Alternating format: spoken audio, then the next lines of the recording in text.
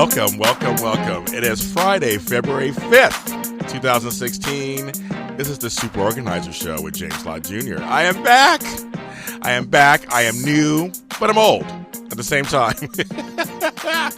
It's so good to be here in the studio and here with you guys. I have such great guests today. I have a great show for you today. It's a special 90-minute episode. That's 90 minutes of James Lott Jr. and his antics with his colleagues. I'm so excited. Thanks for joining me today. And, if you're listening on the podcast, thanks for joining me whenever it is you're joining me. I'm so glad to have you here on AdrenalineRadio.com, the best radio station in Los Angeles. Yes, I said it. It is. Because they have me on it. So, of course, as I always do, like I did at my last show, thank you for everyone who supported Super Organizer Universe radio show. Great. Still same quality we're giving you here, just a new name and maybe a slightly different attitude. I'm a little re-energized. Get ready. It's 2016. We're here to organize. We're going to organize your life, your time management. We're going to work it out together every Friday. Okay, so like I always do, I believe in doing thanks and gratitude, of course, and I want to give thanks and gratitude all the time. I mean, every day. I'm so fortunate to do what I do. I'm so happy to do what I do. It's just amazing. And, oops. One second. Okay, so it's a brand new day. It's a brand new name. The Super Organizer Show. Streamline. It's just great. So I want to thank Kevin Undergaro for his strong support of me in my career. We had a great meeting back in December, and he was just great. Just great. And he gave me such great advice. He has taken an active role in my life, and we're partners in steering my career to the next level. I'm eternally grateful for his time and his support, and I can't wait to see what's in store next. Very exciting. I want to thank Stephen Whittier, who has hired me to work on a great educational project based on my career experience. It's nice to be recognized as a professional in my field of expertise. He's a wealth of knowledge himself, too, and so it's work, but it's really worth it. And, of course, Adrenaline Radio for the opportunity to bring this show to you and the masses. Brian Leone, of course, who's the great engineer extraordinaire. And he's my friend. He's a good guy. Good morning, Brian. Good morning. How are we doing today? Good. We're ready. Got a new year, new name, new everything. Very happy to be back here. Well, yes. I've been here. But you've been here. You stayed. You're like the Earth. You've been here. Yeah. Well, I wasn't here Friday mornings this early. Well, this isn't early either. I'm happy to be here. Let me just put that out there. Thank you. And to anyone else out there who takes the time to listen to my show, thank you so much. I really appreciate it, and I just love it. So that's my thanks and gratitude for today. We're going to start the show right off because I believe my first caller is already here on the phone. And my first guest, she is the founder of the Facebook group and podcast Professional Organizers Think Tank. And she's been on the show before, but she decided to join me for my relaunch of my new version of this. And I'm just so happy to have her. She's a great person, Lisa Kelly Woodruff. Hi, how are you? Thanks for having me back. I know, of course. How are you? I'm great, thanks. It's so funny because the last time when you were on, I found out because I knew you through the Facebook page and stuff, but we actually talked. I'm like, I agree with just about everything she says. Like, how often does that happen for you? Everybody agrees with everything you say. Never. Exactly. So I'm like, she said, I agree with that. I believe that. I'm like, she's great. She has to come back. So thank you for joining me today. Absolutely. First of all, how's the weather back there where you are right now? It's cold. I'm in Cincinnati, Ohio, but it was really warm at Christmas and super warm last week. I think it's really messing with the kids around here, I can tell you that. You're in Cincinnati? I need some Skyline chili stat. Oh, yes, you do. Oh, I love Skyline chili. I want a three-way right now. Now, folks who don't know what that means, it's nothing dirty. It's just how many toppings you put on top of the chili. That's what it is. A 3, 4, 5-way. And I love me some Skyline. Sounds good. Yeah, it's good. So let's talk. Okay, let's talk about. I really wanted to showcase for folks. This is like a new year. It's a relatively new month, and I want to talk about your Facebook group and your podcast. I think they're so important and so useful and helpful. And I want to talk. Thanks. I do. I really do. And how many podcasts do you have right now? Are you up to right now? I had one that I just took down, and then I Oh. have the Professional Organizer Think Tank, which I'm no longer recording new episodes of, but I Okay. think there are 36 recorded. And then my regular podcast is Organized 365, and I think we're up to 86 episodes on that one, and that's for anybody who wants to learn how to organize their home. Wow, 86. Okay, so that's a good point. Okay, so one is really for professional organizers or folks who want to get into the business of professional organizing, correct? Yes. And the other one is for anybody, client, organizer who's interested in learning how to organize their lives. Correct. Perfect. Okay. So the first one, the Professional Organizer Think Tank, which I just love. Where did that come from? Where was that born out of? Well, I've been in direct sales for 20 years, Mary Kay, Tupperware, Oh, yeah. that kind of an idea. And I've been in a lot of direct sales and multi-level marketing companies. And I've loved that because it has taught me how to sell, how to listen, how to, build communities, how to get people to start their own businesses and set goals. And so I've learned so much as a direct seller. Mm-hmm. And my first podcast, which no longer exists, was Successful Direct Sales. And I kind of took that idea of taking the skills of direct sales, but making your own company. So, I represent direct sales companies, but it's because I'm a professional organizer and as Organized 365, not as, the Mary Kay rep. I don't rep another company. I represent my own company and use whatever products work. Yeah. And as I was building Organized 365 and talking to the direct selling people, I realized that I was taking all of those skills and putting them into professional organizations. And what I saw for professional organizers is people still really don't even realize that we exist. They don't even know it's an industry. So you can't just put your shingle out there and advertise because you have to educate people, which is what direct sales does so well. And you have to educate people the new way people are shopping, which is through blogs and social media and online and through communities. And so because I was growing Organized 365 as an online community, and that's how I was getting jobs in Cincinnati, I thought, okay, I will take this 20 years of knowledge that I have of building a business and my passion of professional organizing and help people start their own professional organization business. And after I'd recorded 36 episodes, I realized that I had really said all there was to say about starting your own professional organizing business. Okay. And now I was getting into just what my goals were for each month and my tactics. And I thought, my business coach said, knock it off. Because you do get to a point where, okay, you know the nuts and bolts of your business, and then you have to kind of carve out your own niche. I do photos and paper, in-home organizing and estates. Those are my specialties. But I don't scan everything. So there might be somebody else in Cincinnati that's a great scanning company, or somebody else in Cincinnati that's great at organizing, small businesses. And so you kind of find your niche after you learn the general professional organization business tactics. And I kind of covered all that already. You bring up several points. I was taking some notes. You're saying that how important is in learning anything, period, is active listening. Oh, in professional organizing, it's Yes. 99% of it. Exactly, right. More so than in any other industry I know of. Because I always tell some people that I'm a good listener. Because some people just aren't really, they don't know how to listen. I guess you have to kind of teach them how to really listen to somebody.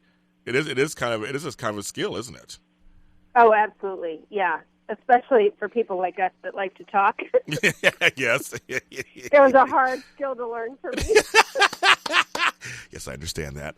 Yes, no, but it's true. But it's I feel like once I learned that lesson, I've actually learned so much about everything when you start listening to people.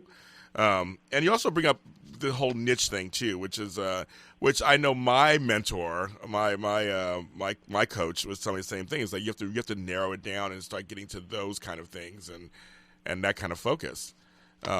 After you do the general stuff, and I was like, you do? You can't just keep it general. Doesn't really work. Doesn't really work, does it?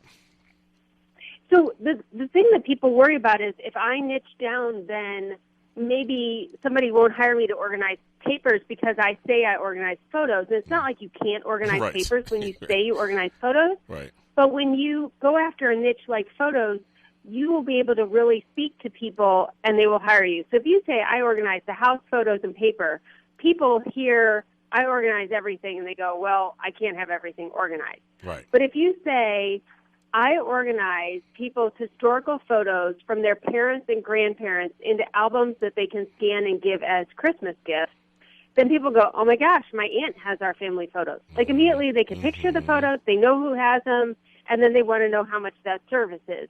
But when you just say I organize, they cannot in their mind picture what you would do for them. I agree. And what's great is, too, that, like you said, you could still, sometimes when you're doing work for them and you're actually doing the work and they're seeing it and they like, because our business very much is very visual, I noticed, the actual work being done. Then someone goes, oh, my God, it's so great. Chances are they may say, well, do you do blank also? Right.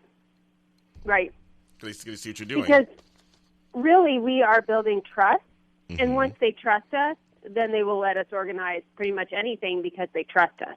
I agree. Completely agree. My whole thing is, I always tell people I'm here to respect your space. I respect your stuff. Because you're right. Because you bring us something else that's really important. A lot of folks still don't really know what we do and that we are an industry. Right. They hear hoarders. They think hoarders. That's always like that. Oh, like hoarders. I'm like, well, that's an extreme case. I don't work with a lot of hoarders, actually. It's just people who just have disorganization. It could be anything. Correct? Yes. And so with your podcast, with the first one, with the one that you set it up because did you get a lot of questions from other organizers, like how do I do this, what do I do, and that kind of inspired you to kind of lay it all out? Yeah, I think that I know that I want to have all the answers before I take the first step. Okay. And now that I've been in business long enough, I know that you can never have all the answers. And you can't figure out what you're supposed to do until you take the first step. Like you have to almost fail in order to know what doesn't work so you could try what's going to work. Like that's the whole thing. And so if I could answer as many questions as possible so that people would take the first step and then give them more resources to take the next step, then at least they would get started. And the thing, and you bring us to a point, failing's okay, correct? Absolutely. That's okay. So failing is okay. And meaning that you actually can learn a lot of lessons within failing. Well, it's almost like, okay, let's take it from the home organizing aspect. If you walk into a home that is disorganized, not hoarding, but disorganized, let's say they've lived there 20 years, okay? And they decide they're going to get organized this year. Do you expect that you can walk in there by yourself with this client and at the end of the day everything is going to be perfect? No, of course not. No. Not even in an almost completely organized home, you don't. Right. And then a week later, is everything that you put in place going to be working 100%? Right. No. It's going to have to be maintained, and sometimes you have to change the system based on the person. So it's the same with your business. Why would you expect that you could get the landing page and all the ads up and everything perfect before you ever even have one client? Like, it's a process. Just like it's a process to help people organize their home, it's a process to start your business and grow your business. That's such a good point. It's like, well, first of all, I always tell people there's no such thing as perfection. That's just no such thing there. Right. And that's also another misconception that we're trying to make people perfect or have things perfect. And no, we're just trying to help find a system that really works for you that runs things smoother. Correct? Absolutely. And your business too. When you set up your business, you want things to run. I know for me, I came from working for companies. I came from marketing and corporate stuff. But when I decided to do my own business, I was like, oh, my own business? That must be really hard. And there's some challenges, but it's not, it's doable. People do it all the time, right? We're doing it. Right. And the people who do it, the people who own their own businesses, have all failed and have all started and thought they were going to have one business and at the end had something a little bit or a lot different once they got into it. You may think that you love organizing paper until you've organized paper at 3 different houses and realize you hate organizing paper. Like, I thought I loved organizing storage rooms. I do not. But funny. My team does, luckily. Yeah, luckily. You can get them to do it. But it's true. Sometimes you have to be in it to figure out, and like I said, and you said another good point earlier too, it's good to be open to change. And that's even in your own business or your style or what things like I changed the name of this radio show, 6 months in. Right. Sometimes things come along as you're doing it and a better or smoother or whatever idea comes along, and it's just you should be okay to do it, right? Yeah, and today the pace of change is faster than ever, and it's only going to increase. So you need to get comfortable with the fact that things are going to change. Nothing's ever going to be permanent. Facebook could be gone tomorrow. Look at social media, how fast it's coming and going. You can't really put anything in cement anymore. That's true, isn't it? Since Mm-hmm. and this business started. Got back in the mid '80s, like '90s, whatever it started. And just imagine how much has changed since then. Right. We've grown, and like I said, and the advent of shows like Hoarders or Hoarding Buried Alive has given us a little bit of, attention. Peter Walsh being on Oprah, it's given us a little bit of attention. But yeah, it's changing so fast, and technology is changing so fast. It's going faster than humans can actually catch up. It's kind of crazy. Which is why people need us more than ever. Yes, they do. They really do. I know, and I'm busy, and I know you are too. So now with the podcast, so when you sat down, was it all based on just your experiences of setting up your business? How'd you end up plotting it all out when you did the Professional Organizers Think Tank podcast? Yeah, so my big thing was, number one, to break down professional organization as a business. So one of the benefits of being in a direct sales company is when you sign up with that company, you get marketing materials, training materials, and a website. When you decide you want to be a professional organizer, you literally are an entrepreneur starting your business from scratch. There is no big product. So there's one that I really like, that I endorse.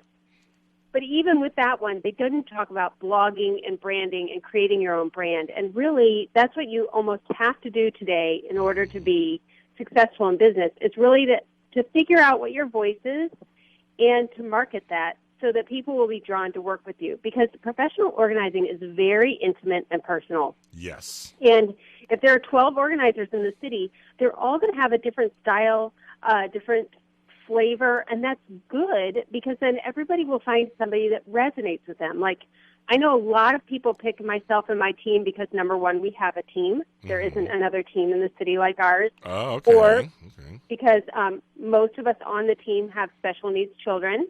Oh, okay.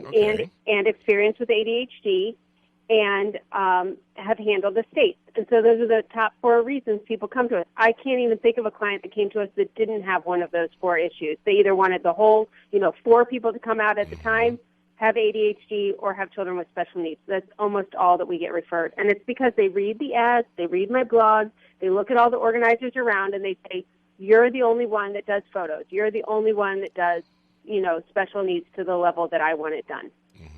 I like that. It's so true that you have to, but you bring your niche, your niche marketing, niche areas, like you have it. They come to you.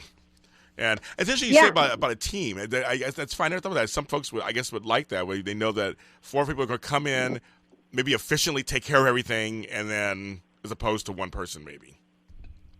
Especially a woman in her 40s to 50s who's working outside of the home, and almost all of them are divorced or single. And so they'll take one day off of work, send their kids to daycare or school like regular, have the whole team come in, and we put the owner in a project manager role, which they're used to in their job. Okay. And that's how I explain it. You are the project manager. We divide the house into zones, and then we bounce you around us. Oh. You spend 30 minutes in the kitchen, 30 minutes in the playroom, 30 minutes in the garage, 30 minutes over here, and then back to the kitchen. And we're all working, and you're getting 4 times the work done. And so all of the lawyers and accountants that we work with, that's how they run their jobs at the office. So that makes total sense to them. So you really pay attention to your audience, who your client is, and use them to their best strength, correct? Right? Right. And then we have maintenance packages that they can use where we come up monthly or quarterly. Just one of those organizers would come back and maintain all the systems that we put into place, because even if we put in great systems, these single mothers that are corporate don't have the time to maintain their own systems, work, and take care of their kids. You just answered a question that a lot of people always ask me. It's like, how do you have retention? I'm like, no, trust me, it's the maintenance part. It's like, yeah, you get it, you get the system going, and they do the best they can, of course. They can. Like you said, people are busy or doing things, but even in our own lives, you have to maintain a car, you have to maintain a house. There's things you have to maintain. And that's how I keep my clients. It may not be every day I see them or every week, but you see them enough. You just answered that question actually for some folks who asked me that. And it's the level of organization. They call you in to organize the basement, the garage, and the kids' rooms, but then they want the filing cabinets done, and then they want the photos done, and then they want you to organize, maybe not putting up the holiday decorations, but for sure taking them down and putting them away. Yes. Oh, yes. Wow, yes, that's so true. You're also, I noticed, you are a resource, too. I saw you have your book club where you actually recommend books And Mhm. and so I think it's a great idea too. So I mean, so do you actually go through and you read these books, or you see things, or you get recommendations? How do you come up with the book club? So that is a great example of trying something that failed. Oh, okay. So, I devour books like crazy, Me and too. one of the things that I really wanted to share on the Professional Organizer Think Tank was to come up with this book club. Like, everybody read this book, and then I'll do a podcast on it and pull out the things about how this is the way a business owner thinks. Because as a professional organizer, you have to do the service, Yes. run your marketing, Yes. think like a business owner. I mean, Yeah. it's a true entrepreneurial It is. position. It's not a small, you wear a lot of hats as Yes. a professional organizer. And so Yes. I wanted to really develop that business owner hat. And what I found was I was more passionate about it than the group I was running. Okay. And I didn't have a good way to like have us all get on a call or something, which would have been much more effective. Okay. And ultimately, in October, when I looked at my 2016 goals, I realized that in order to grow Organize 365 online and as a service industry in Cincinnati, I had to give up a lot of things. And new content for the Professional Organizer Think Tank was one of the things I gave up. But the community is still there, and I'm still in there on a regular basis, talking, answered questions, and providing coaching. Yeah, because we're going to talk about coaching in a second, but I want to get to the Facebook page because that's where I found you, of course. And because I literally just went online on Facebook and said, professional organizers, typed it in. And Facebook, populates what they populate, and yours came up first. And There wasn't really one before mine, I don't think, that had a lot of people in it. yeah, and so I was like, oh, okay. And this was like about a year ago. And so then I was like, okay, went in, love it. I just love it. So now the site is, because I've seen people in there too who aren't organizers yet either who ask questions. I mean, what was the site? What was the Facebook page designed for? What was when you first started it? For people who want to start and grow their professional organizing business. Okay, and no fee, no affiliation with any other companies. Just my being able to give you information, answer questions, so that you can get enough information to decide if you want to start a professional organizing business, and if you start one, get questions to grow it as you start to grow it before you buy anybody else's services and products out there. Like, here it is. Here's just like a judgment-free zone just to come in. I'm going to give you some information. We can all talk about it, basically, which that's what I like. And and a safe space to go, correct? Yeah, and at that time, there wasn't a free option out there. Yeah. Now I think there are more communities that have grown up. But at the time when I started it, everything had a fee, or you had to be a member of something in order to get in this kind of a community. That's why I like yours, too, because, of course, there is NAPO, of course, the National Association of Professional Organizers. I am a member, of course, but there's a lot of fees associated with it. And and some high fees and depending on your income, because you said we're entrepreneurs and we're in small business, and sometimes you can't allot for costs for things like that.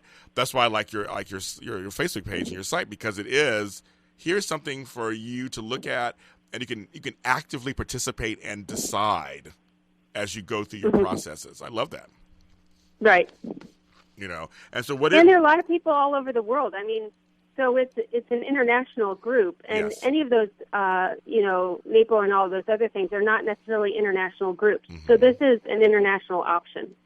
Yes, I do. I see people from Canada. So I think somebody was on there recently from France or something. I was talking to. It was kind of like, oh, okay. Lots from Australia, England. Yeah, lots.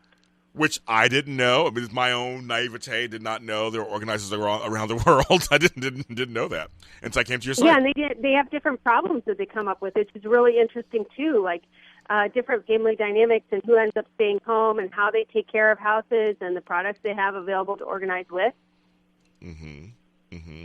Now, in terms of, because you're a coach also, you coach and everything. Like me, we're coaches. When people come to you and say, okay, I'm a professional organizer and I want to start my business, what are like the first two things you genuinely tell them when they come to you?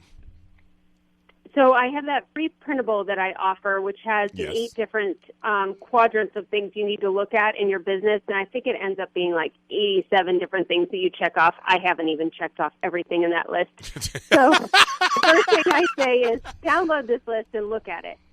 And what happens is you get a checklist like that, and you check off all the things that are really easy to do, like make a business card, come up with a name, figure out your pricing, that kind of thing. But when you get a list like that that's so comprehensive, it really makes you think outside the box and realize, like, okay, I have all the branding stuff done, but I have no marketing whatsoever. Or I haven't looked at the professional development side of it. And so it kind of divides your business out that way. So I suggest people download that. And then, of course, I tell them to listen to the 36 episodes of the Professional Organizer Think Tank, just because it's like an audible book. That's basically what it is, an audible book of somebody who's been a professional organizer. Everything I did to grow my business, like I literally don't hide anything, and just hear like what somebody else has done, and then make it your own. Like, okay, I like that she did that. She's crazy that she did that. You'll say that a lot. Yes. And then just be like, okay, I like these 3 pieces and not those 10, and I'm going to get started on these 3, and just get started. You know, girl, I need to download. I mean, I've been in business 7 years, but I need to download your checklist and to see how much I have done in place. I would like to see. And I will tell you. Now, I think I'm going to do that actually, because I think that's really interesting.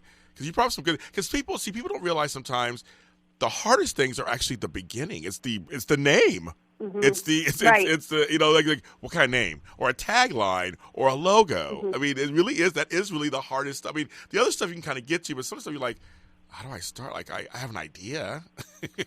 What are the steps and how do you do it in what order and all that kind of stuff. So I think I am going to download it and see what I have on there, what matches up. And I have a link for your audience from the last time I was on. If you go to organize365.com/super-organizer, okay, that's your landing page, and the checklist is on that page. So that's organize365.com/ what's it?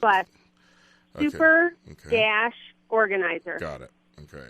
That's why, and I'll post it on my page too again for folks to see that. Because I'm like, when you said it, I was like, yeah, I wonder how much I could. Because you're right. Once you see it, well, I'm a visual person anyway, and I think it's just an organizing thing. When I see everything laid out in front of me, then you can really see what's missing, or what's done, even in a good way. Oh, I got that done. Oh, okay. I'm set. Yeah. There's 2 things going on with that. I love that. Now, in the think tank, so do you? I mean, I have seen some people come in who aren't organizers who just ask questions. I mean, is that okay? Is that something that's okay to do? Yeah, it is. I've had a couple people come in and try to run surveys in our group, like to ask information for surveys. That I have stopped. Or if people are just coming in and they're truly looking for a professional organizer. That I have stopped as well, because I don't want the people in the group who want to start a professional organizing business to be worried that their clients might be in there. I agree with that. Yes. Or that they need to defend their position to a client when they're really trying to find information for growing their business. So I kind of steer those people over to Organize 365 side. That's good, and that's what we'll do here, Chelsea. If somebody comes in, like, go there and do that. So organizing for you. What does it bring to you, as just personally? How does it feed you personally? I love it.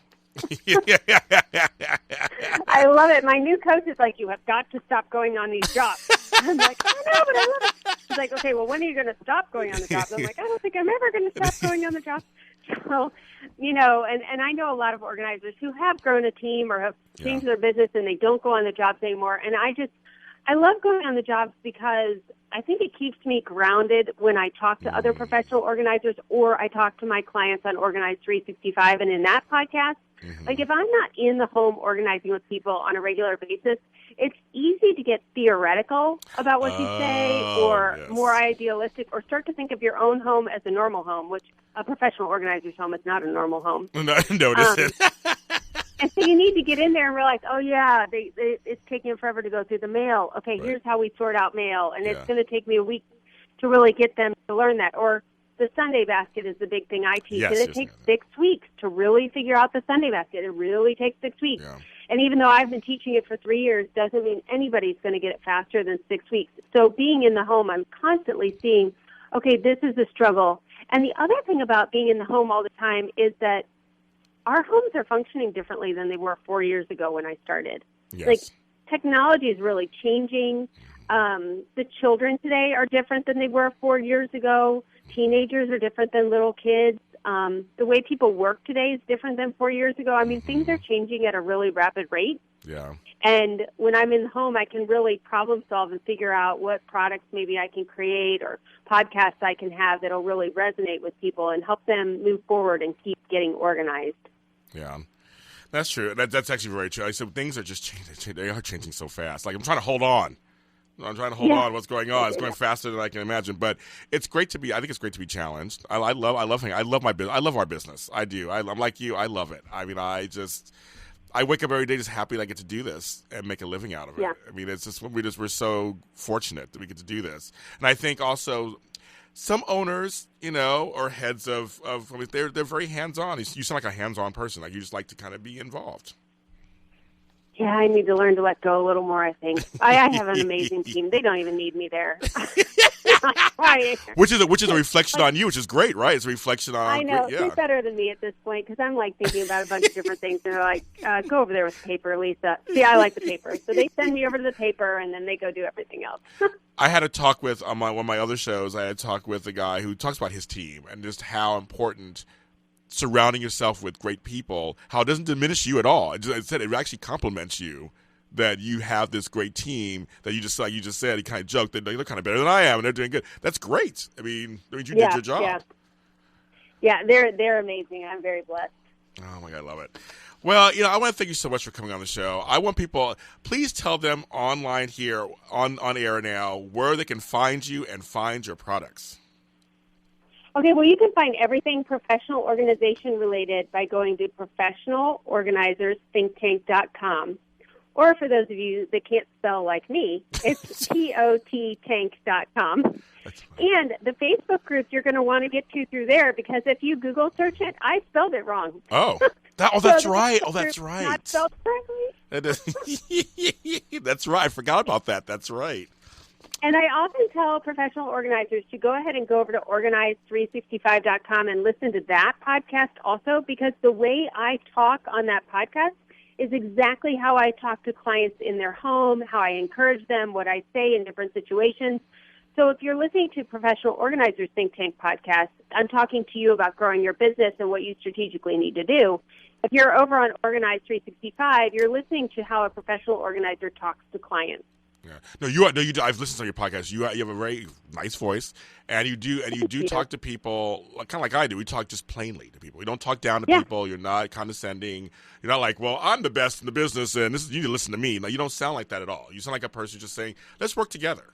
I'm gonna help you out. Let's work together, and this is what I know. And I'm gonna share it with you. That's what it sounds like. Yeah, thanks. I appreciate it. Well, thank you so much, Miss Lisa Kelly Woodruff. Thanks for being on my show, and you have to come back, of course. No time. Been awesome. I'll come back anytime. Thank you. And you take care. Thanks for calling in. Thank you. Have a good weekend. Bye. Bye. Oh, it's great. Lisa Kelly Woodruff. I love it. Oh, it's so good. Some good stuff. And I'm going to post all of her links to everything of her stuff on the new Facebook page. I forgot to say this earlier today. I have a Facebook page called The Super Organizer Show. And it's a page on Facebook. And I also have a Twitter at the SOS_show. That's at the SOS_show. So go ahead and like and follow both of those on Twitter and on Facebook. And I will post, and later today I'll post all of her links to stuff on both of those sites. So you can actually click on them and go to them. And she's just such a great lady and she does such great work. And you can tell she loves the industry and we need more people like that, of course. I have 2 more guests coming up. This show is not over at all by any means. We're only partway through. So excited. Later on, we have Vinny Giacalone coming on, the organized guy, and Julie Ulmer. I've been saying her name wrong the last 2 times she was on the show. So we're going to talk about that later on. It's like, oh my God, it's crazy. So I'm going to leave you with this kind of question for yourself. When you think about organization, what do you think? Do you think it's something really hard? Do you think it's something easy? Do you think it's something that you could do?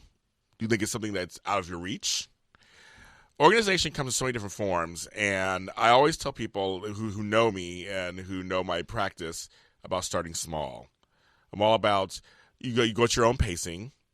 I mean, everyone's individual. Everyone's unique. Everyone handles things differently. And I feel that starting small sometimes is the best way for most people. Just start your little places. Just start little places. It doesn't matter because they feel like any movement is movement, right? I mean, that sounds really profound, but you know what I mean. Like any little step, whether it's a small step or a big step, you'll still get to the end of the street. As long as you just keep moving, and if you're not in a hurry, then it should be okay. So, yeah. So it's just it's gonna be great. So small steps, big steps, whatever. Just think about it. What does organizing mean to you? What does it mean to you? I just think about it. It's just something you think you can do. I think anybody can do it. So that's why I'm here on the Super Organizer Show with James Lott Jr. We're going to, like I said, for the rest of our lives, we're talking about how you can do it, organizing-wise. And we'll be right back.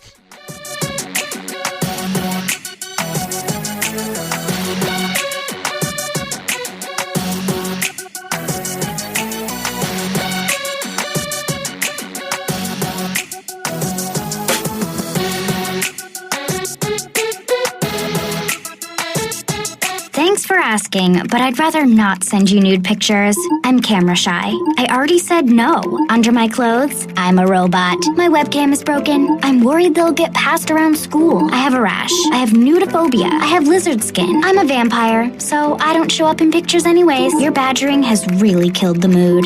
When someone is pressuring you to do something you don't want to, how many ways can you say no before they get the message? Let us know at that'snotcool.com. Brought to you by the Ad Council. It was a clear black night. What's up? This is Warren G. You know what I'm saying? I'm here giving it up for RAD because they do a lot of good things for people. Before you drink, make sure that you got somebody that can drive your butt home so you won't crash or get pulled over and get a DUI. So go ahead and follow the rules and everything will be cool.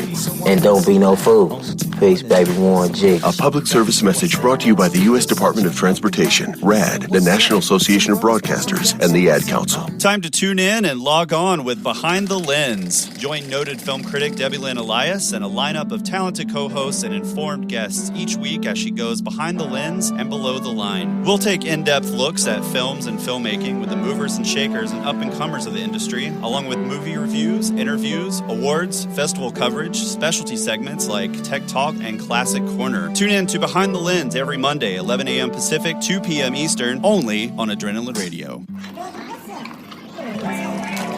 This is the sound of salmonella gyrating on your undercooked chicken. And it looks like Mom might be taking it out a little early.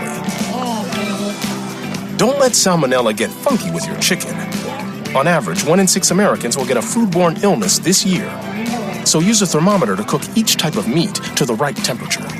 Keep your family safe at foodsafety.gov. Brought to you by the USDA, HHS, and the Ad Council. You might know me, I'm 50 Cent. You may follow my tweets, my Facebook friends. Odds are fewer than 6 degrees separate us. We're that close. What's crazy is 1 in 6 don't know where their next meal is coming from. These are your co-workers, your neighbors, your friends. Hunger's too close for us to ignore. So visit feedingamerica.org/hunger and find your local food bank to see how you can make a difference. From one close friend to another, let's do this. I'm 50 Cent, and together we are Feeding America. A message from Feeding America and the Ad Council. You know, I love this song. We are back. Super Organizer Show with James Lott Jr. Almost said the old name. Oh my God, it's crazy. This is my new name, the Super Organizer Show with James Lott Jr. My name is James Lott Jr. Welcome back.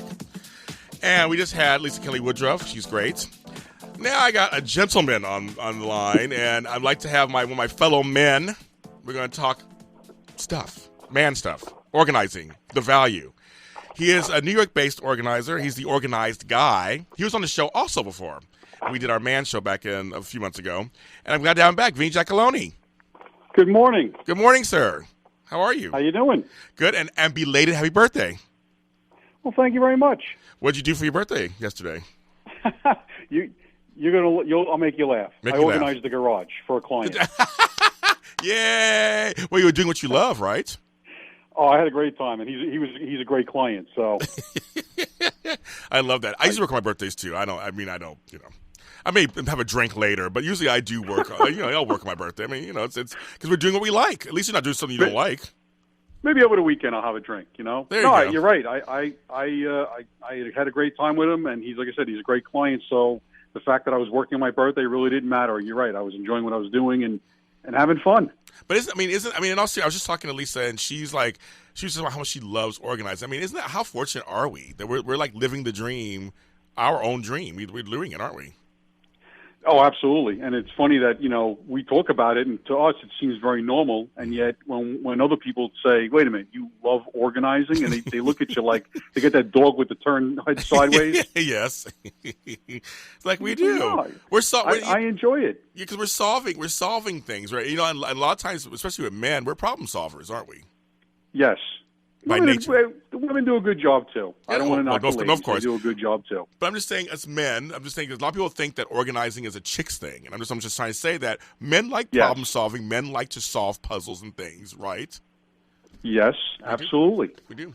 And that's what I enjoy doing with my clients, because, as I'm sure you know, it's hard for our clients to see what's the end result. They only see what's in front of them. Mm-hmm. And that's where the stress and the anxiety comes in.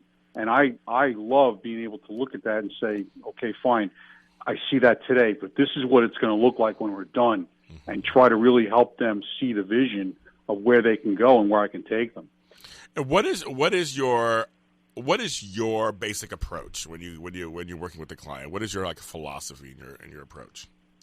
Well, it all starts for me with the consultation. So it's sitting down, because while every client, I think we would agree, has the same base issues of, again, stress and anxiety and, the feeling of overwhelmed and I don't know where to get started. But really every one of their projects is different, because they all think about it differently in terms of what they expect from it. So really for me, the foundation is sitting down and let's talk. Mm-hmm. What's the problem? What's bothering you? And walking through the pain process. Mm. And what I mean by that is that a lot of times, James, they'll say, well, this is the room that's the problem. But as we continue that conversation and it evolves, it turns out it really, yes, it's the problem, but it's linked someplace else in the home or the office. Yes. Yes. That's so true. Very few things are just right. Like they're born out of something or someone or some action or something in the past, or you're right. It's just, and you start delving deeper, and you're like, oh, right. And it's being able to make them see that really starts becoming the value proposition of what we're bringing to the table to them, and why we do what we do, and and how we get it accomplished. So with you, how did you find out about organizing as a business? How did it come to you? It's actually started several years ago, where I just started, quite honestly, Googling it, on a whim. Go on, Google. Home organizers, professional organizers. Mm-hmm. And the one thing that popped up immediately was what you said earlier. It's mostly a quote-unquote chick thing, but it's all women. Yeah. There are some men I'm fully aware of in the metro New York area where I am. Oh, there are? Okay. But on Long Island, to date, I'm the only male organizer based on Long Island. The other ones I'm aware of are in the city or Connecticut or Jersey. But that makes you stand out. That's good. Yes, at the moment I still stand out. So for marketing purposes, you stand out. I'm taking full advantage of it. Well, I told you when I went to NAPO conference last year, the National Association of Professional Organizers. I was like one of, I feel like 20 men out of like 5,000 women or however it was that's there. My numbers, I don't know what the numbers are. I don't know what the numbers were, but it was a lot of women. And I felt like I stood out just because, first of all, I'm tall, but I just kind of stood out because I was a man. It was like in a deep voice, and I was a man. And but that's not a bad thing. No, it isn't. And I think, go ahead.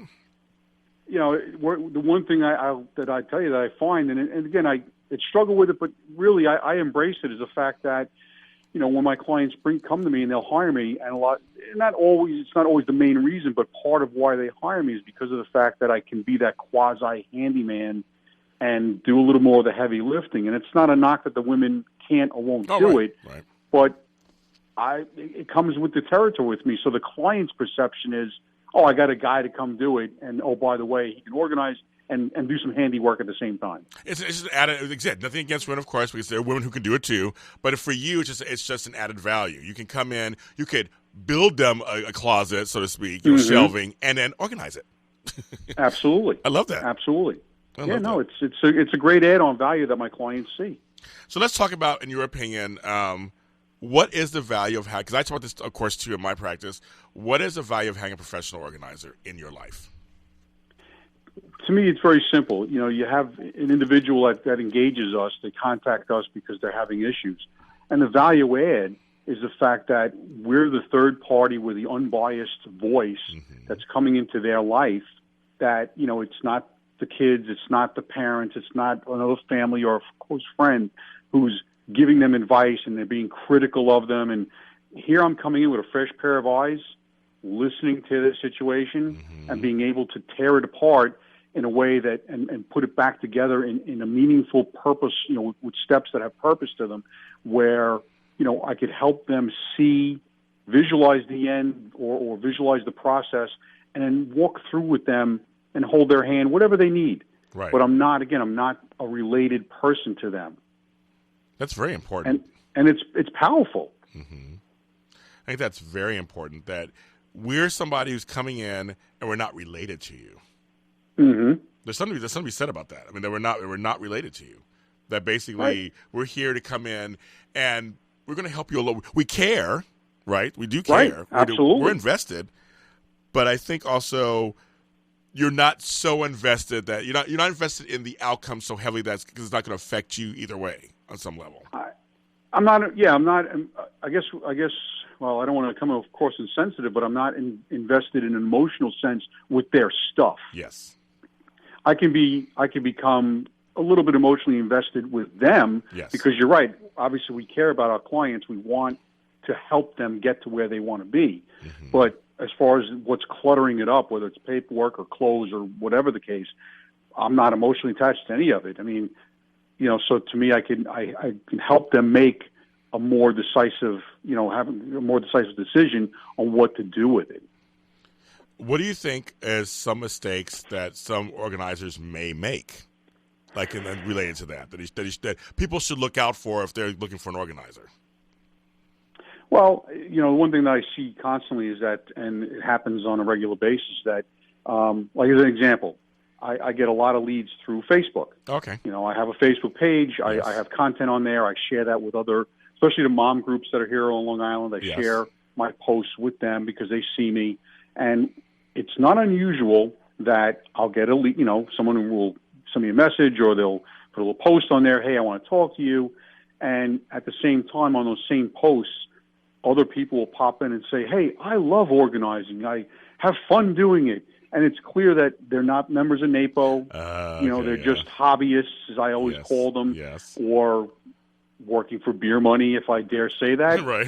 I can say. And those are the ones that I'm concerned about with respect to my clients because, you can bring somebody in at a really cheap rate, $25 or $30, whatever it is. Right. And get them at a really inexpensive rate. But do they have the skill set and the background and knowledge, the experience to get the client where they need to be?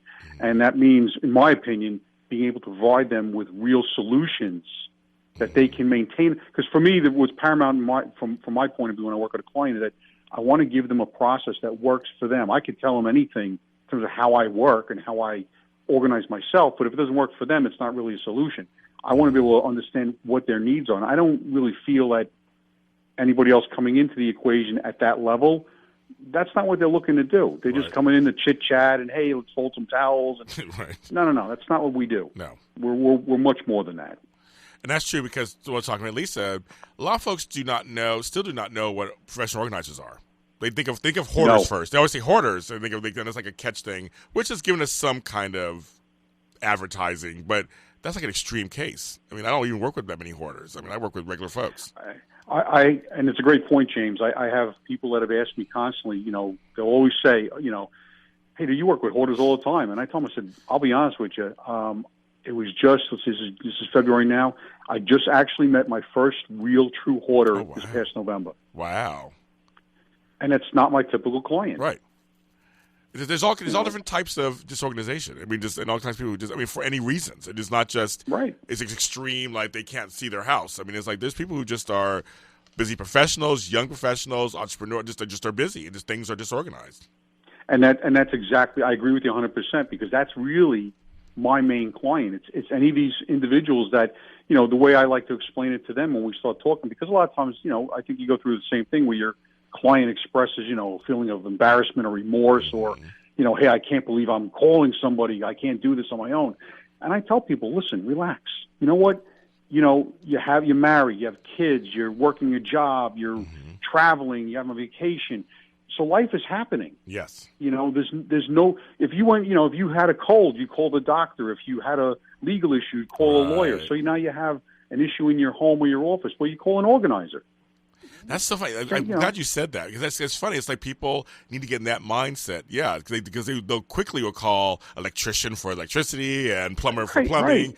Like organizing. Like it should be part of that thought process. I like that. Well, and that's what I do my best to drive that message home, because to me it's important. That's how I want to be. I want myself to be perceived by my clients or anybody that's looking at me. But more importantly, that's how I want our industry to be perceived. Mm-hmm. I agree. We're not fly-by-night operations. I mean, we have legitimate businesses. We're business people, but we have a skill set that, you're right, like an electrician, like a plumber, a lawyer, a doctor, whoever, an accountant. Yeah. We call them. Tax person, we call them. We're in the same vein. Exactly. Now, explain the difference between, because I like this, you brought this up to me when we were talking about what topics we were going to talk about, organizers versus cleaning services, because they are kind of cousins to each other on some level, but they are different, aren't they? Oh, absolutely. They're definitely different. There's a lot of folks that I met who are going out there as cleaning services, and they're legitimate. I love dealing with them. The conversations are the ones that I work with. We see the synergy that we go hand in hand. A lot of times they'll tell me flat out they get asked by their clients to organize, but that's not really what they want to do. They just want to come in and clean the home and do their specialty. And in those cases, those folks, they'll come in with their cleaning supplies, whatever they may be, and do their specialty of cleansing, of cleaning down a home or an office. But then when that's all said and done, those same clients need someone to help get a system put in place or organize a specific area. And it's a totally different way of approaching things.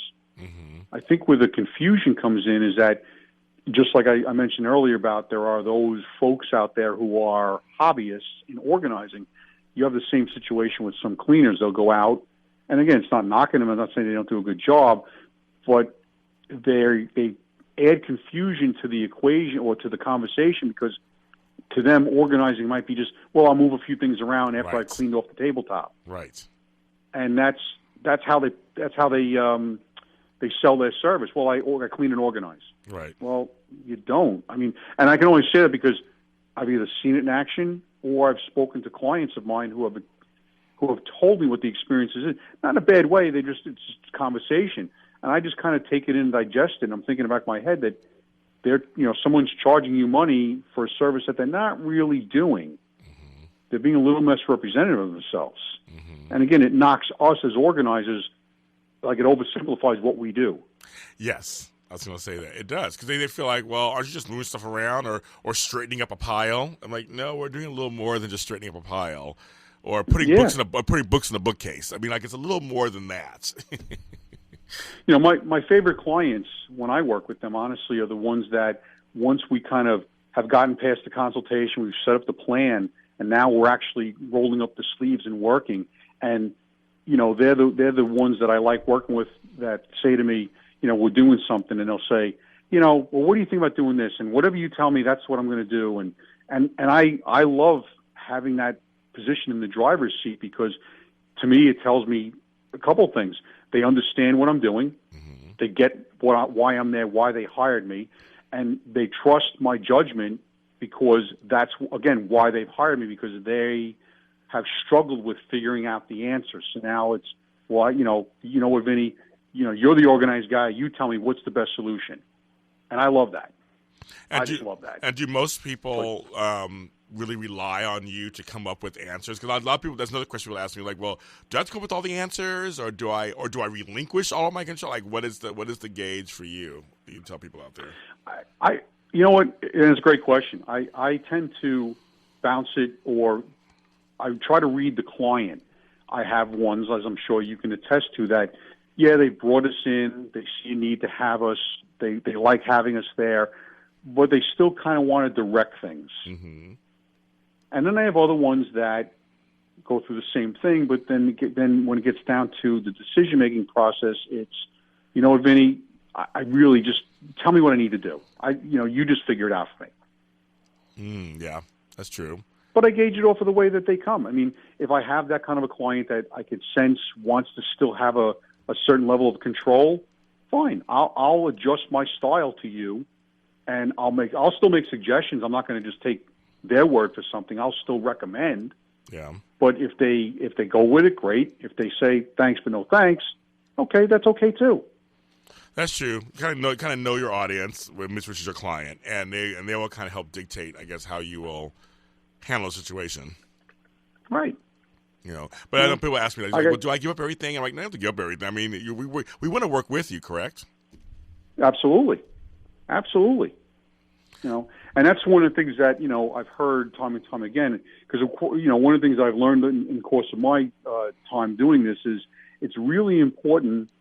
One of the questions that we always need to ask someone, especially as a new prospect or a new client, is, have you worked with an organizer before? Yes. Okay. Yeah. And it's interesting when you ask that question, the answers that you get, because I haven't had a client tell me up front that they have before or not. Oh, okay.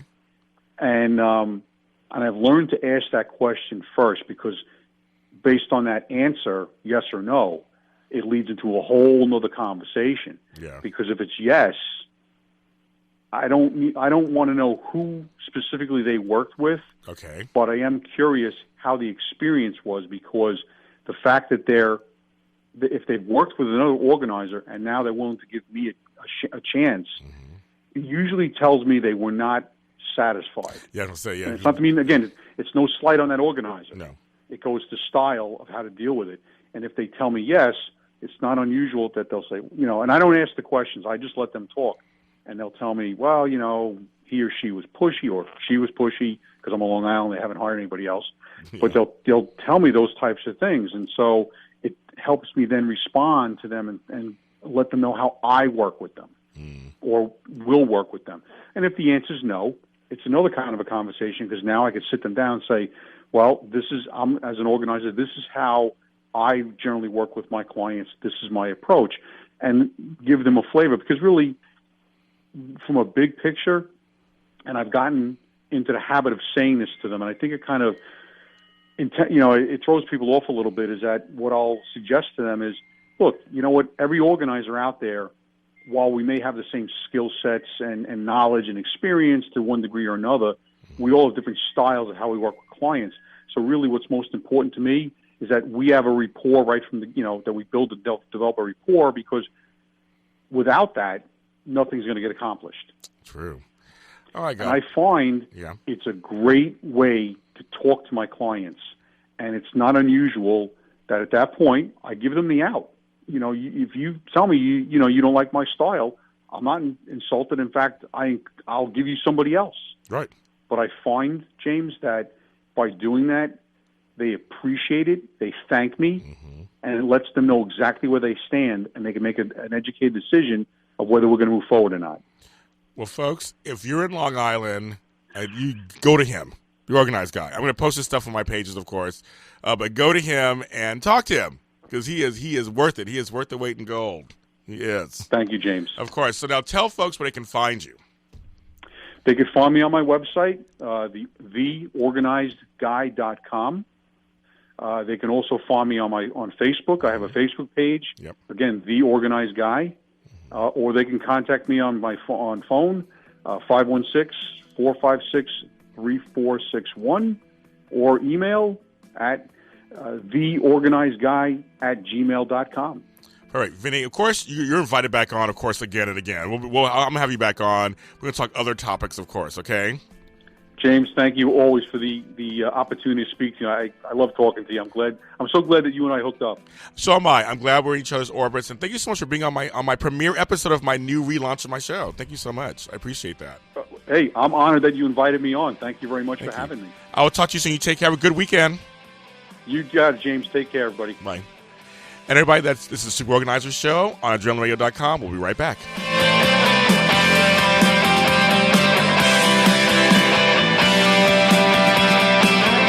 Hi, I'm James Lott Jr. Do you feel like you're working harder, not smarter? Have you ever wondered how others get things done? Are you ready to invite change in your life? I've heard the SOS, and I'm here to help. Join me, James Lott Jr., the host of the Super Organizer Show, every Friday at 10 a.m. Pacific Standard Time, as my guests and I offer suggestions on how to run your life more efficiently. That's every Friday at 10 a.m. Pacific Standard Time, the Super Organizer Show, here on AdrenalineRadio.com. Follow me on Twitter at the SOS_show. Keyboard Cat, Hamilton the Pug, and Toast Meets World. These are some of the internet's most beloved pets. With millions of YouTube views, shares, Instagram likes, followers, and fans across the globe. But what do all these amazing pets have in common? Their stories started in a shelter. Start your story. Adopt a dog or cat today. Visit theshelterpetproject.org to find a shelter or adoptable pets near you. Training that pet to play the keyboard? Well, that's entirely up to you. Visit theshelterpetproject.org and hear more about Hamilton the Pug, Toast, and Keyboard Cat's amazing adoption stories. Start a story. Adopt a shelter or rescue pet today. Your perfect pet is just a click away at theshelterpetproject.org. A public service announcement brought to you by Maddie's Fund, the Humane Society of the United States, and the Ad Council. This is the sound of E. coli splashing around in raw hamburger juice on your cutting board. And it looks like Mom just put the tomatoes and onions on there too.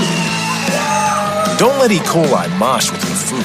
An estimated 3,000 Americans die from a foodborne illness each year. So always separate raw meat from vegetables on 2 cutting boards. Keep your family safe at foodsafety.gov. Brought to you by the USDA, HHS, and the Ad Council. Hi, this is Terry Crews, actor, former football player, game show host, father of 5, and all-around big dude. I'm also an expert on drama.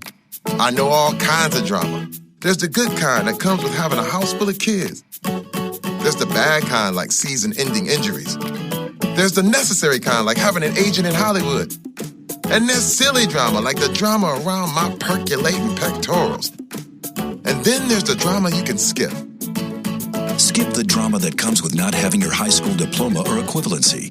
Find free adult education classes near you and finish your high school diploma. Visit finishyourdiploma.org. Or text diploma to 97779. Message and data rates may apply. Reply stop to opt out. That's diploma to 97779. And leave the drama to actors like me. Brought to you by the Dollar General Literacy Foundation and the Ad Council.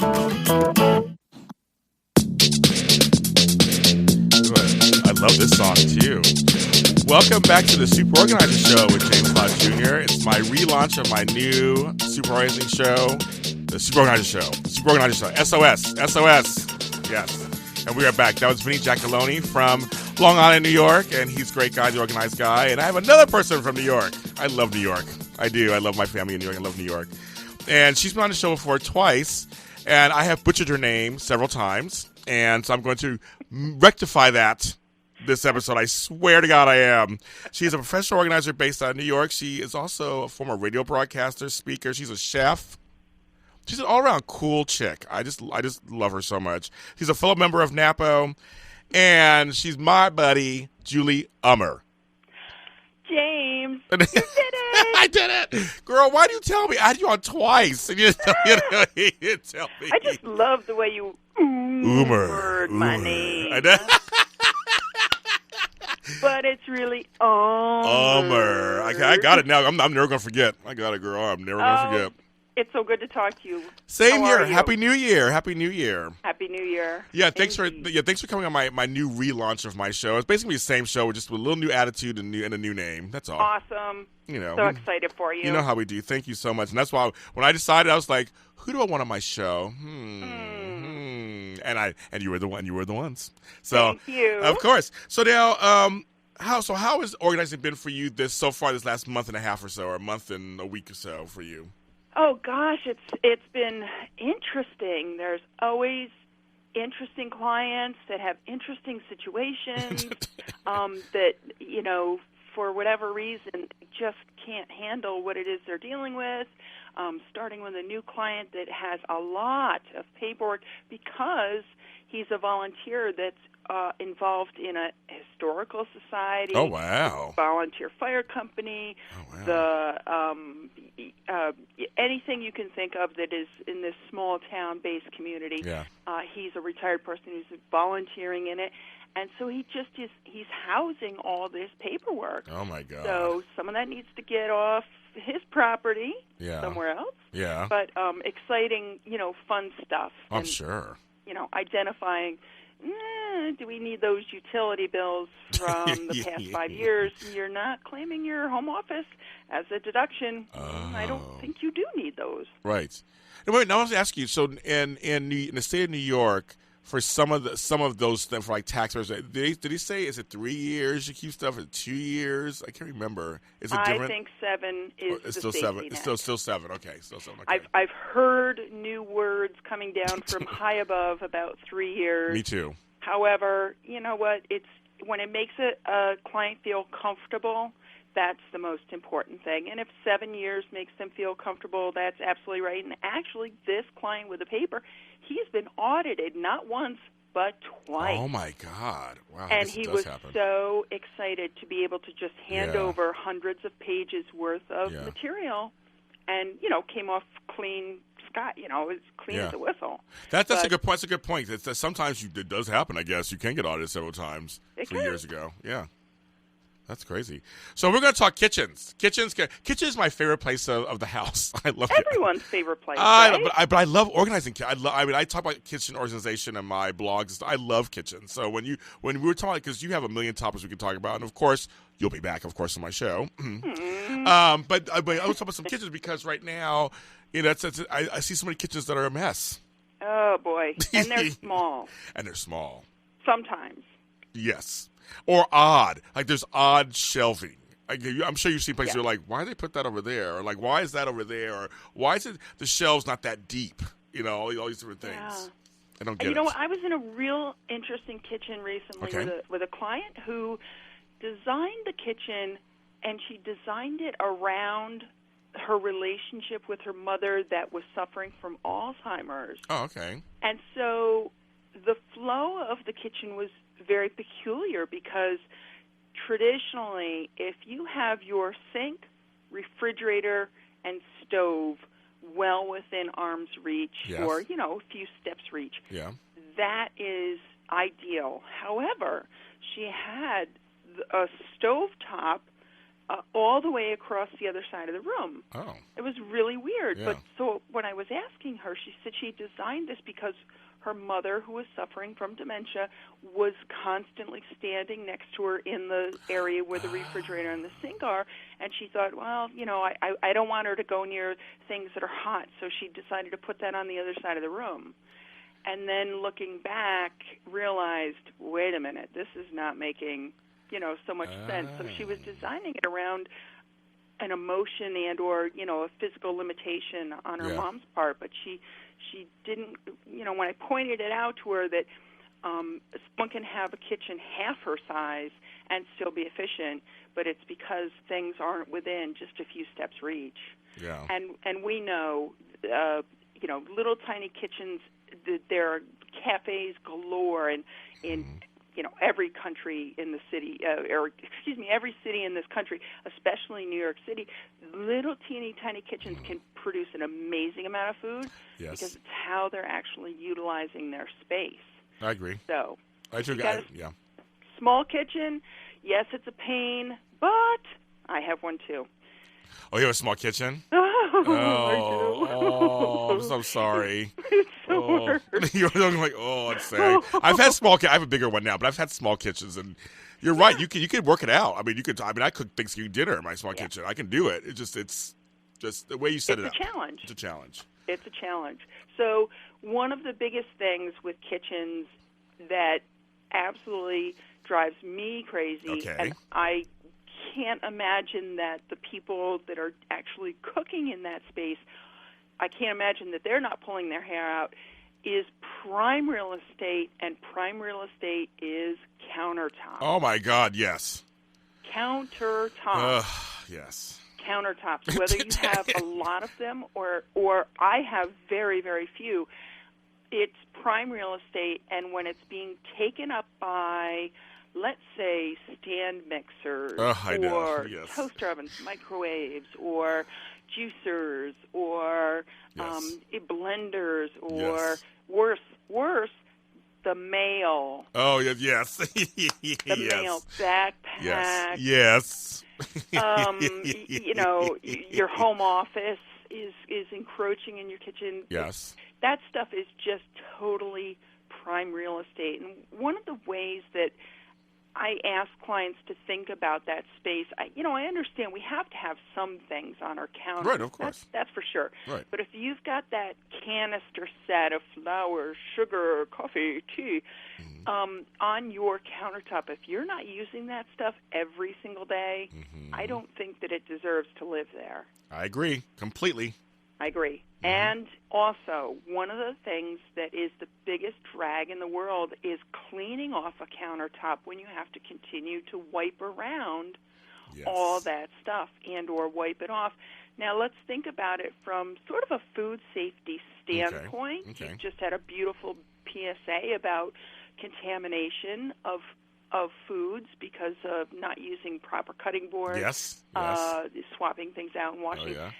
Think of it this way. Let's say you're working with a turkey or a chicken on your countertop. When you think about decontaminizing, I'm not sure if it's a word, but I'm calling it. I know y'all make up words all the time. I don't care. Yeah, sure, why I'm not? calling it decontaminizing the entire space of where you've worked, and we don't think that things splatter as much as they do, but they do. Yeah.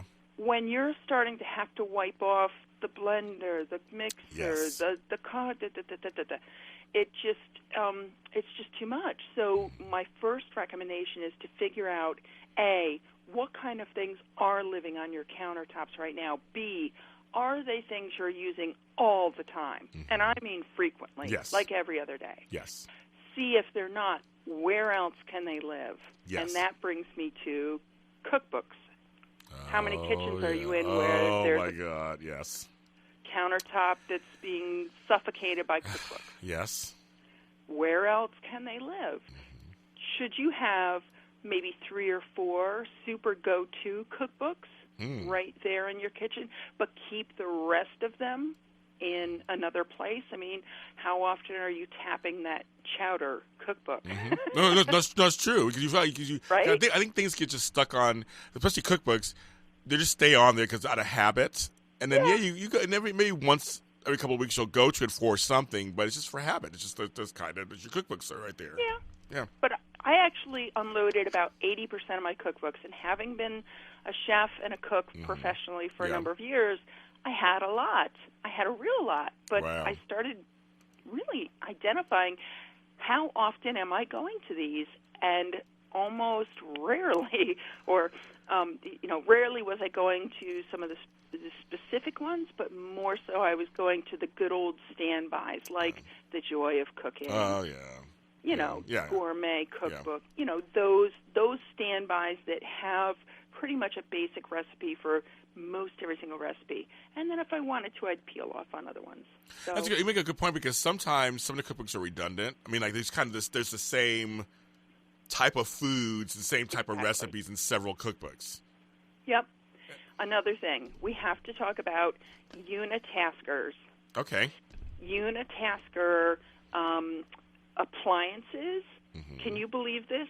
Can you believe this right now? Okay. There is an Egg McMuffin machine. What? Uh-huh. You can make an Egg McMuffin?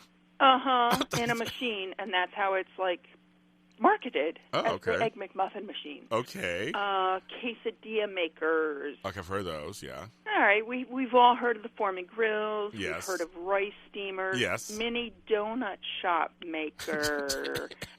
I mean, yeah. Some absurd things are rolling around out there. Really. Yes. All right. They are. When we talk about Unitasker appliances, let me throw in Unitasker gadgets because the two go together. Pizza scissors? Oh, funny. Pizza scissors? Okay. I've never used them. I've heard of them, but I've never used them. Never. Banana slicer, hot dog slicer, mango slicer, tomato slicer, avocado slicer. Yes. Every single one of those can be done with a simple chef's knife. Right, Every exactly. single one of all that slicing. So here's my big thing on Unitasker gadgets and Unitasker appliances. Yes. Don't spend your money on that stuff. Spend your money on 1, 2, 3 really simple but good cooking lessons. Okay. With some sort of a professional or a shop or some sort of place where they're covering the basics. And the most basic thing that anyone can do to increase the opportunity for them to work great food in their kitchen is knife skills. It's knife skills, period. All those slicers, half of those gadgets, all that stuff could simply be dealt with if you have a chef's knife, a paring knife, and a bread knife, which is a serrated knife.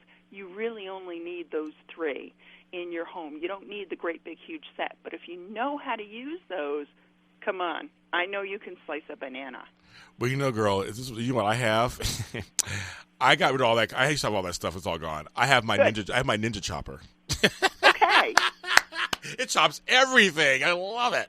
No, fair enough. But I also have a set of knives. So I have both. That's fine. And the knives completely. You're right. They completely can do. There's different sizes of knives. Absolutely. And pairing. I mean, it does. I mean, I kind of like to chop things, but I got a ninja chopper and I actually love it. But I agree with you. I got rid of all the other stuff that's just cluttering my drawers. Yeah, and everyone really, loves this idea of the Cuisinart or loves the idea of the KitchenAid mixer or whatever. You know what? Maybe. Honestly, I'm going to tell you how often I use my KitchenAid mixer, my Cuisinart, probably once every 6 months. Yeah, those. Yeah, I'm sure. I just don't have the time. I just don't. But yes.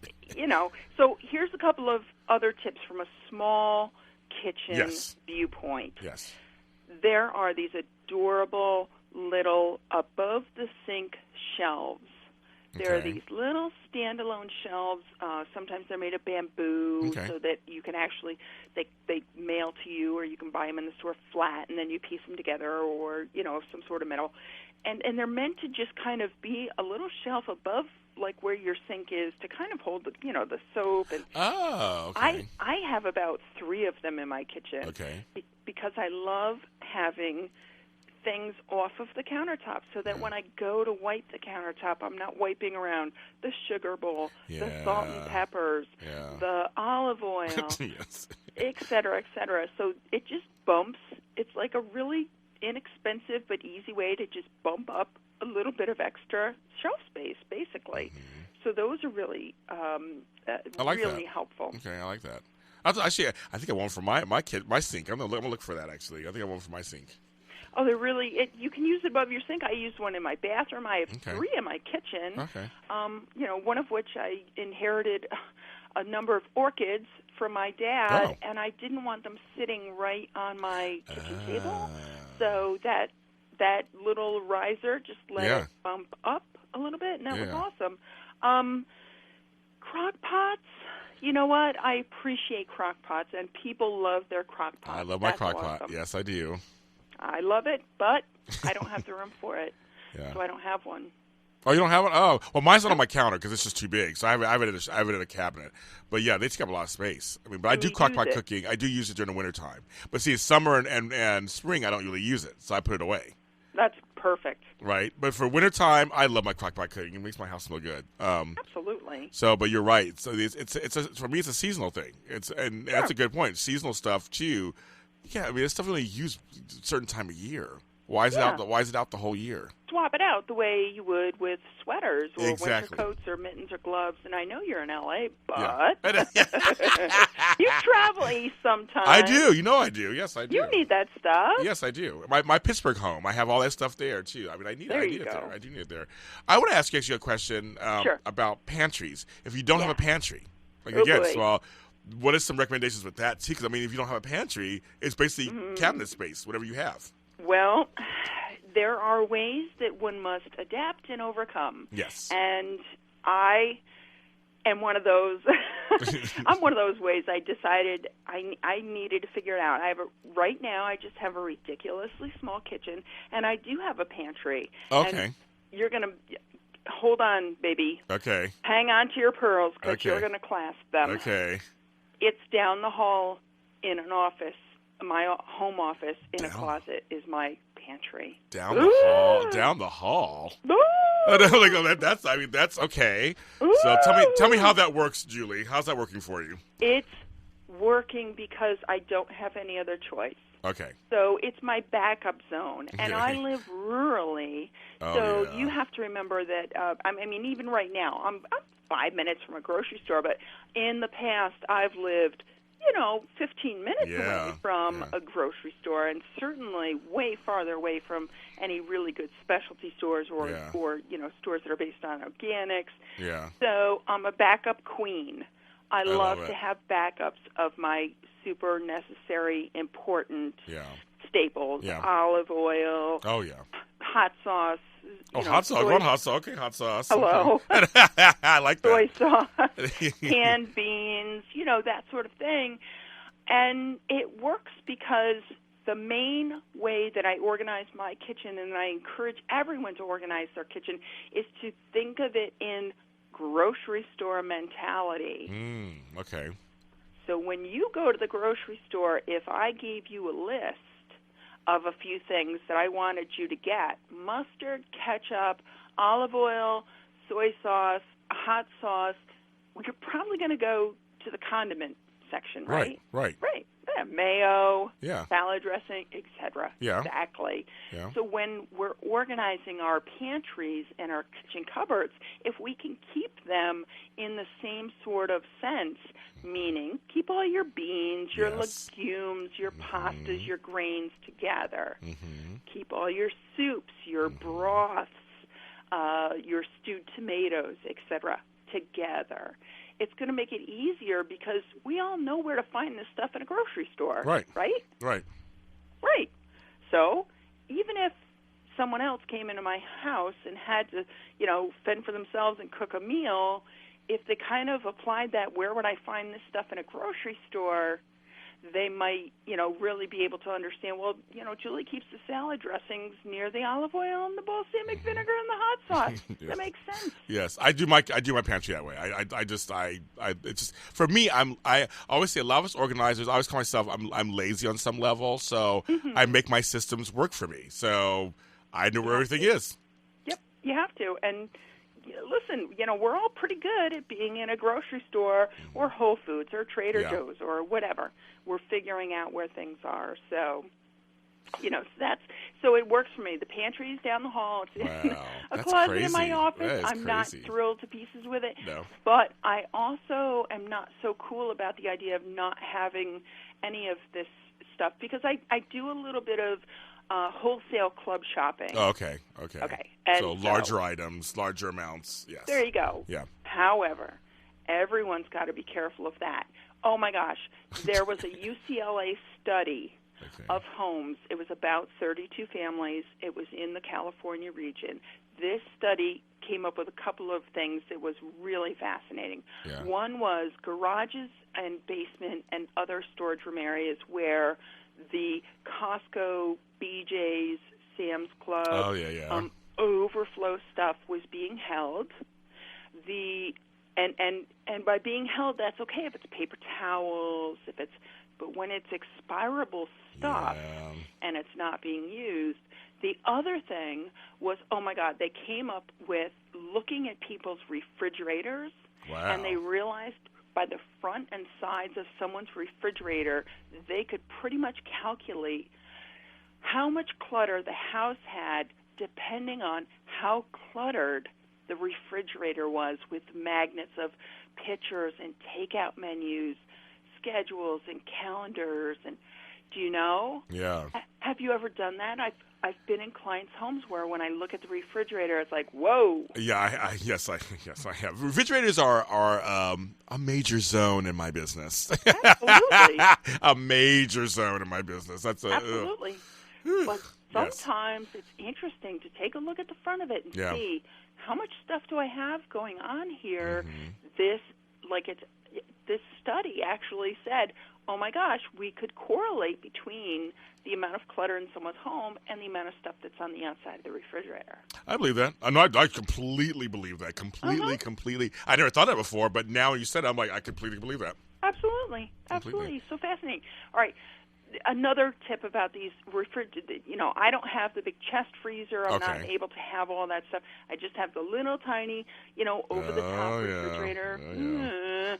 I can't believe that it wasn't until probably sometime last year or the year before that I said, I need to organize the space. Yes. Because every time the boyfriend, husband, man he route around once a week, he would make a big weekend breakfast. So he's always routing around in there for meat. Okay. And I thought, well, if I make it easy for him by having a little plastic bin in the freezer where it all is, he can just pull that out. Exactly. And so breaking down, I'd never done it before, breaking down your freezer or even aspects of your refrigerator with plastic bins, clear bins, or slotted bins or something like that. Yeah. I did it so that any time he wanted to go and make the big weekend breakfast, he could pull the bin out, find bacon, sausage. I might do that too. I never thought of it before either. My brother and I share a freezer. I've never thought of it before. Boom. Interesting. No, seriously, interesting. I think about that. That's wow. Okay. Why not? Again, that's what I was just talking about. Like, why not? We do slotted bins and things for other parts of the house. Why not the freezer? Absolutely. The refrigerator part is separated, but why not the freezer? I never thought of it before. I love it. I mean, once in a while there's a little avalanche when he pulls it out, but for the most part, I eat more vegetarian. He wants the meat. Just being able to do that. Okay. You and I both have probably trolled Pinterest.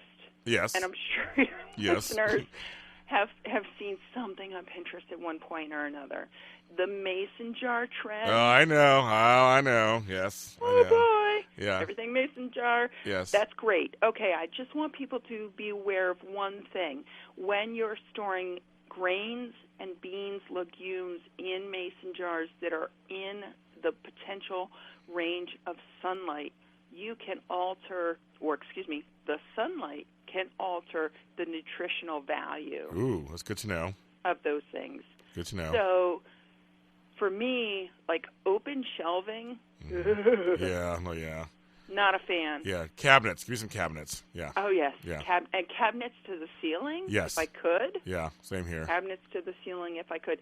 But, you have to be a little bit aware about, for instance, spices and herbs being held in a cupboard above your cooking area where heat rises. Yep, that's right.